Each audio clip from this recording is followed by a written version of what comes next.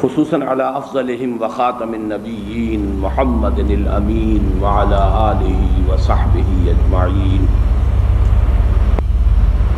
اما بعد فقد قال اللہ تبارک وتعالی كما ورد في سورة التغابن: اعوذ باللہ من الشیطان الرجیم بسم اللہ الرحمن الرحیم. ما صاب من مصیبت الا باذن اللہ ومن یؤمن باللہ یہد قلبہ واللہ بکل شیء علیم. وقال عز وجل كما ورد في سورة الحديد: ما صاب من مصیبت في الارض ولا في انفسكم الا في كتاب من قبل ان نبراها ان ذلك على الله يسير لكي لا تعصوا على ما فاتكم ولا تفرحوا بما آتاكم والله لا يحب كل مختال فخور. وقال عز وجل كما ورد في سورة الأعلى: سبح اسم ربك الأعلى الذي خلق فسوى والذي قدر فهدى. صدق الله العظيم. رب اشرح لي صدري ويسر لي امري واحلل عقدة من لساني يفقهوا قولي. اللهم ربنا الهمنا رشدنا واعذنا من شرور انفسنا.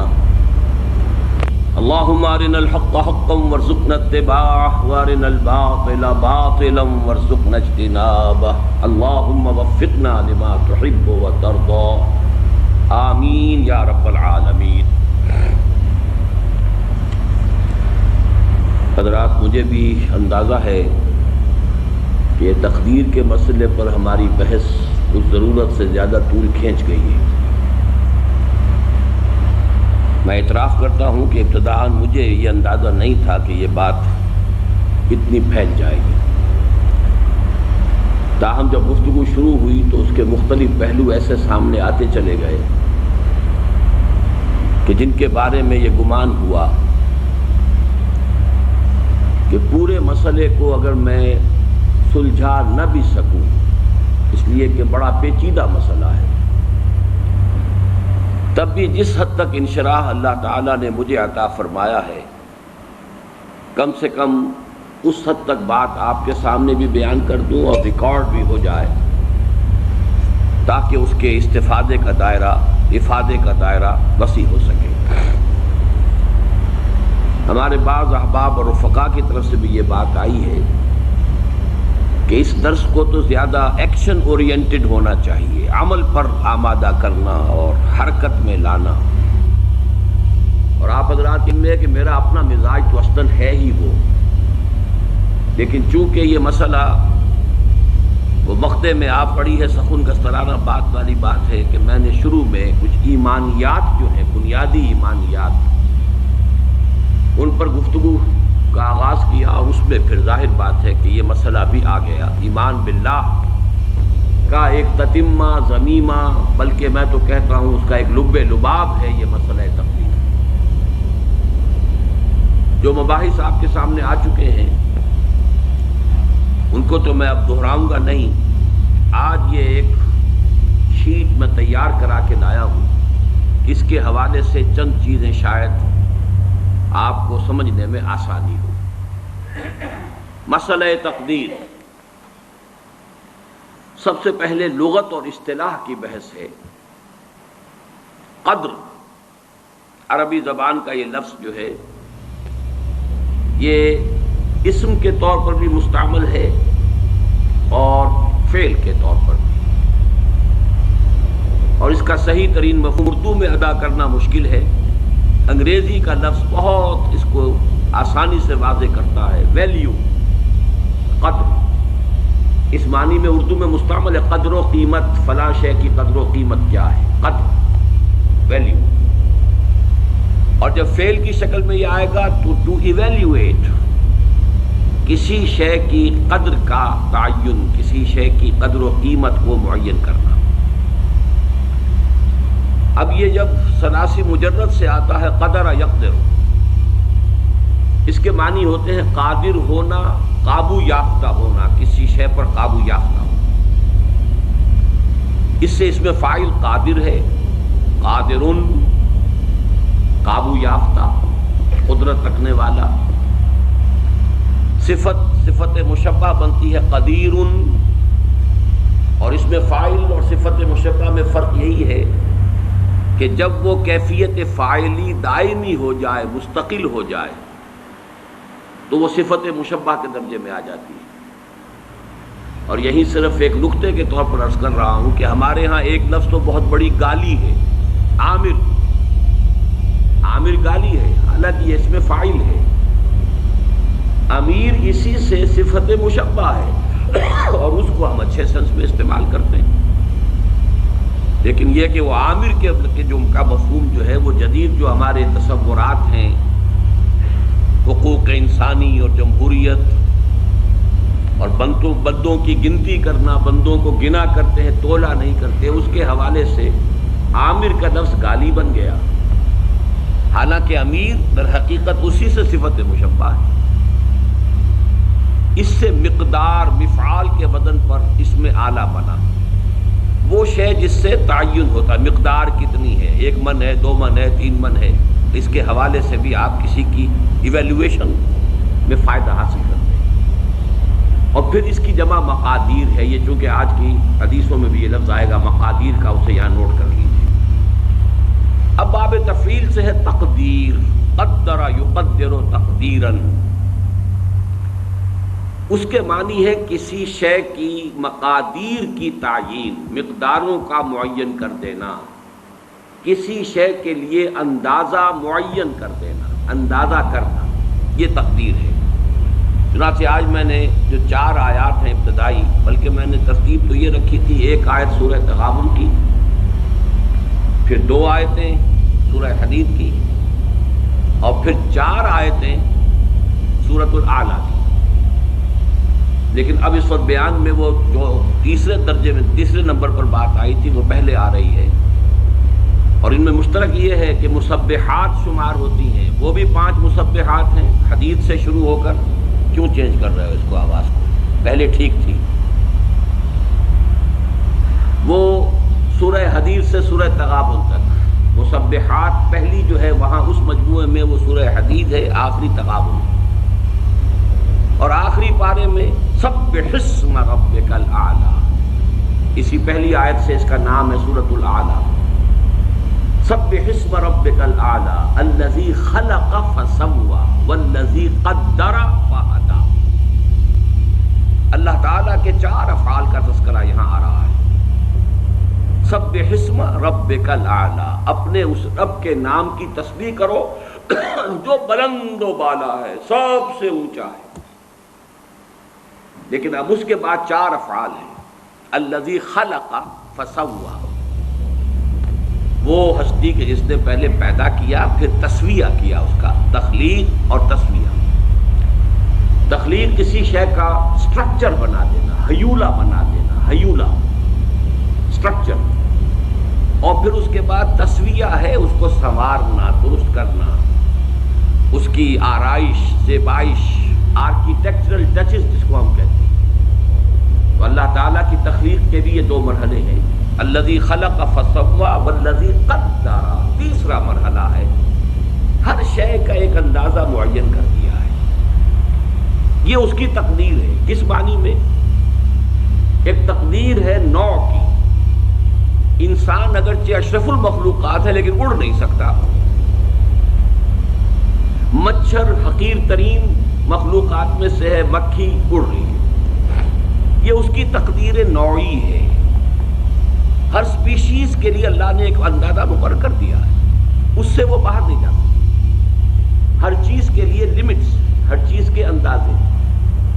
تو اس انداز میں نے ایک مثال دی، زیادہ کا وقت نہیں ہے اس وقت۔ تو پہلے ہے تخلیق، پھر ہے تسویہ، والذی قدر، پھر ہر شے کے اندازے معین کر دیے، والذی قدر فہدی، پھر راستہ کھول دیا، ہدایت دے دی، اب چلو۔ اب اس میں اپنی جولان گاہ ہے، اس میں اپنی نیکی یا جو بھی بدی تمہارے اندر ہے اس کو بروئے کار لاؤ۔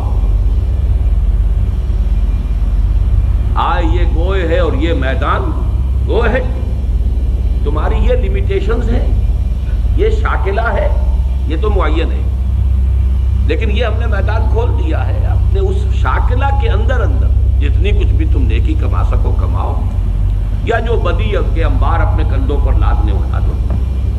تو یہ 4 الفاظ ذہن میں رکھیے، یہاں تقدیر قدر، سبح اسم ربک الاعلی الذی خلق فسوی والذی قدر فہدی والذی یخرج المرعی، وہ اب آگے بات لمبی چلے گی۔ تو یہ لغت اور اصطلاح کی بحث یہاں ختم ہوئی۔ اسی کا دوسرا حصہ عقائد و کلام جو ہیں، یہ عقائد و کلام جو ہیں، اس کی بھی ایک ترتیب نوٹ کر لیجئے، اور اس کے لیے بہترین شعر ہے اکبر الہ-آبادی کا، جہاں ہستی ہوئی محدود لاکھوں پیچ پڑتے ہیں، عقیدہ عقل منطق سب کے سب آپس میں لڑتے ہیں، ایک ہستی لامحدود ہے اللہ کی، ایک ہستی محدود ہے، وہ محدود مائکروسکوپک بھی ہو سکتی ہے، الٹرا مائکروسکوپک بھی ہو سکتی ہے، محدود، وہ محدود کائنات بھی ہو سکتی ہے، لیکن یہ بھی لامحدود نہیں ہے، لامحدود ہستی صرف اللہ کی ہے، لیکن وہ ہستی لامحدود اس سے، اس کے تخلیق کے عمل سے جب محدود وجود میں آئے تو اب چکر پڑ گئے، بہت سے لاکھوں پیچ پڑتے ہیں، جہاں ہستی ہوئی محدود لاکھوں پیچ پڑتے ہیں۔ اب اس لامحدود کا محدود سے تعلق کیا ہے، یا اس محدود کا اس لامحدود سے تعلق کیا ہے، انائے صغیر اور انائے کبیر کا رابطہ کیا ہے، یہ ایبسولوٹ بینگ اور کنٹینجنٹ بینگ، نیسیسری بینگ اور کنٹینجنٹ بینگ، ایبسولوٹ بینگ اور لمیٹڈ بینگ، ان کا آپس میں رشتہ کیا ہے، خالق و مخلوق کا رشتہ کیا ہے۔ اب اس کو حل کرنے کے لیے علم کلام وجود میں لایا گیا، عقل منطق یہ ایک طرف، عقیدہ دوسری طرف، ان دونوں کو کوریلیٹ کرنے کے لیے، ان دونوں میں ہنگ آہنگی پیدا کرنے کے لیے علم کلام۔ تو وہ عقائد و کلام کی بحث میں قدریہ ہمارے ہاں ایک طبقہ وجود میں آیا، وہ لوگ جو انسان کو کلیتاً خود مختار قرار دیتے ہیں، یہ آپ کو نظر آ رہا ہے یہاں پہ اس پر اسکرین پر، احادیث میں ان کی مذمت شدت کے ساتھ وارد ہوئی، اور یہ حدیثیں ہم پڑھ چکے ہیں۔ جبریہ وہ لوگ جو انسان کو مجبور محض قرار دیتے ہیں، اور میں آپ کو بتا چکا ہوں کہ شاعری، ادب اور جدید سائنس سب سے بڑھ کر انسان کو مجبور محض قرار دینے میں متفق، سائنس سب سے آگے نکل گئی۔ جینز ہیں بھائی تمہارے، جو تمہارے آباء و اجداد سے چلے آ رہے ہیں، تم ہو کون؟ Who are you? Nothing. وہ جینز تمہارے والدین سے آئے ہیں، اور پھر اس کے اوپر کچھ تھوڑے سے جو ہے غلاف چڑھ گئے تمہاری تعلیم اور تربیت اور ماحول کے، انوائرمنٹ، بس ان دونوں کے مجموعے کا نام تم ہو۔ اس مغالطے میں مبتلا نہ رہو کہ میں بھی کچھ ہوں، میں کچھ نہیں ہوں، یہ سب شراب ہے، دھوکہ ہے، کوئی حقیقت ہی نہیں۔ شاعری میں جیسا کہ میں نے آپ کو یہ شعر سنائے، اردو زبان کے چوٹی کے اشعار میں سے ہے، میر کا شعر ہے، ناحق ہم مجبوروں پر یہ تہمت ہے مختاری کی، جو چاہیں سو آپ کرے ہیں، ہم کو ابس بدنام کیا، ہم خواہ بیچ میں بدنام ہوتے، کر تو وہی رہا ہے۔ اور فانی کا شعر ہے، دیکھ فانی ہو تیری تدبیر کی میت نہ ہو، ایک جنازہ جا رہا ہے دوش پر تقدیر کے۔ تو اچھی طرح سمجھ لیجئے، اس کائنات میں ایک کنٹرول اتنا چھایا ہوا ہے کہ کسی اور اختیار اور ارادے کو عقل تسلیم ہی نہیں کر سکتی، اس لیے کہ جہاں کوئی اور اختیار اور ارادہ آئے گا، اس کا مطلب یہ کہ اس بالا تر کنٹرول میں رکھنا پڑ گیا۔ جہاں وجود، کسی بھی وجود کے حقیقی ہونے کا تصور آئے گا کہ حقیقتاً کوئی شے موجود ہے، وہاں اللہ کے وجود مطلق میں کی نفی ہو جائے گی، وہی لاکھوں پیج پڑتے ہیں والی بات۔ بہرحال سائنس، ادب، فلسفہ یہ سب جبریت کی طرف لاتے ہیں، اور ہمارے جو کلامی نظریات تھے ان میں سے مرجیہ وہ ہیں کہ جنہیں بس یہ کہ کسی عذاب ثواب کا کوئی وہ نہیں ہے، کوئی عذاب کا کوئی سوال ہی نہیں، امید ہی امید ہے، اس لیے کہ جب مجبور ہے تو سزا کائے کی دے گا وہ، جو کچھ کر رہے ہیں ہم اس کے جبر کی وجہ سے کر رہے ہیں، سزا کا کوئی سوال نہیں۔ تو اگرچہ جبریہ کا لفظ جو ہے وہ نہیں آیا ہے جیسا کہ وہ احادیث ہم پڑھ چکے ہیں، لیکن مرجیہ کا لفظ آیا ہے، تو ان کی بھی مذمت، ان کی بھی نفی کی گئی ہے۔ اب ان دونوں کے بین اہل سنت کا معتدل موقف کیا ہے، یہ آج الفاظ میں معین یہاں آپ کے سامنے لکھا ہوا ہے۔ انسان کو ارادے اور انتخاب کی آزادی حاصل ہے، یہ مذہب ہے جو آپ کو ایک ہستی اور شخصیت عطا کرتا ہے کہ آپ بھی کچھ ہیں۔ سائنس نفی کرتی ہے، وہ تو وہی لطیفہ وہ ملا نصر الدین کا کہ 200 سیر قیمہ لے کر آئے تھے کہ ذرا کباب بنانا، اہلیہ کو دیا، خود چلے گئے کہیں کام باہر، اہلیہ کے کہیں اپنے میکے سے رشتہ دار کو آ گئے، انہوں نے سب پکا پکو کے کھلا دیا۔ اب آئے ملا نصر الدین تو بھائی وہ ذرا کباب بنا کے لاؤ، کہ وہ تو سب بلی کھا گئی، سارا کھا گئی، سب کھا گئی۔ بلی کو پکڑ کے تولا تو وہ بھی 2 سیر، کہ اگر یہ بلی ہے تو وہ کباب کہاں ہے، اور یہ اگر کباب ہے تو بلی کہاں ہے؟ اگر قدرت کاملہ محیطہ قاہرہ هو القاہر فوق عبادہ، صرف قادر نہیں ہے، قاہر، یہ بھی لفظ شاید گالی لگے آپ کو، معاذ اللہ، قل هو القادر فوق عبادہ، قل هو القاہر فوق عبادہ، وہ قادر ہی نہیں قاہر ہے۔ اللہ کی ہستی قاہر، اس کے ساتھ کہاں رہ جائے گا ارادہ؟ تو واقعہ یہ ہے کہ مذہب اس بات کرتا نہیں، تم ہو، تمہارا ایک وجود ہے، تمہارا ایک آزادی ہے، چوائس ہے، تمہارا اپنا انتخاب ہے، تمہارا اپنا اختیار ہے، کتنا ہی کم ہو ہے، اور اسی کی بنیاد پر وہ مکلف اور جواب دہ ہے، از رسپانسبل اینڈ اکاؤنٹیبل۔ اگر آزادی نہ ہو تو اکاؤنٹیبلٹی کا سوال نہیں، رسپانسبلٹی کا سوال نہیں۔ لیکن ایک جانب اس کے کسی بھی ارادے کا پورا ہونا بالکل یا اللہ کے اذن اور اس کی توفیق و تیسیر پر منحصر ہے۔ ارادہ آپ نے کیا، اس کا پورا ہونا آپ کے اختیار میں نہیں ہے، ارادہ کر دینے کا اختیار آپ کو تھا۔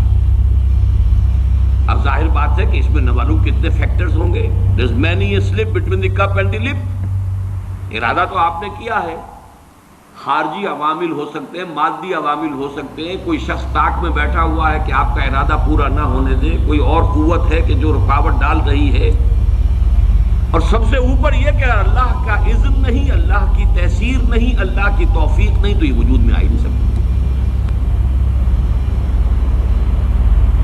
گویا انسان صرف کاسب اعمال ہے، خالق اعمال نہیں ہے۔ یہ الفاظ ہیں کہ جو اہل سنت کے اعتبار سے بہت اہم ہے۔ کسب ہے کمائی، میں نے نیکی کا ارادہ کیا، بس میری کمائی ہو گئی۔ اب نیکی کا یہ ارادہ پورا ہو، یہ اللہ کے اذن پر، تیسیر پر، تائید پر، توفیق پر، حالات کی موافقت پر، عناصر کی موافقت پر، اور یہ عناصر یہ بھی اللہ کے قبضہ قدرت میں دار و مدار اس پر ہے۔ تو اعمال کا خلق ہونا، واللہ خلقکم وما تعملون، اللہ ہی نے تمہیں بھی پیدا کیا ہے، تمہارے اعمال کو بھی پیدا کیا ہے، تم اپنے اعمال کے خالق نہیں ہو، لیکن چونکہ اس میں ابتدائی ارادہ تمہارا تھا، ابتدائی جو ہے چوائس تمہارا تھا، کاسب ہو گئے ہو، نیکی تم نے کما لی، یا بدی کا جو بھی ہے تمہارے اوپر وبال آ جائے گا۔ اور دوسری جانب انسان کے کسب کی جولان گاہ اس کی خلقت اور جبلت اور تعلیم و تربیت سے وجود میں آنے والے شاکرہ کے دائرے میں محدود ہے۔ یعنی آپ نے چوائس بھی کیا، اللہ کا اذن بھی آ گیا، اس سب کے باوجود اللہ نے آپ کے گرد جو ایک شاکلہ بنا رکھا ہے، آپ اس سے نہیں نکل سکے، وہ شاکلہ مستقل ہے۔ اور جیسا کہ پچھلی مرتبہ میں بیان کر چکا ہوں، یہ شاکلہ جبلت سے بنا ہے، یہ حدیثیں ہم پڑھ چکے ہیں۔ الناس معادن کمعادن الذهب والفضہ، انسان بھی معدنیات کے مانند ہے، جیسے سونے کی معدنیات، سونے کی اور ہے، صاف کریں گے سونا بنے گا، اور چاندی کی معدنیات ہے، کتنا ہی صاف کر لے سونا تو نہیں بنے گا، چاندی بنے گی۔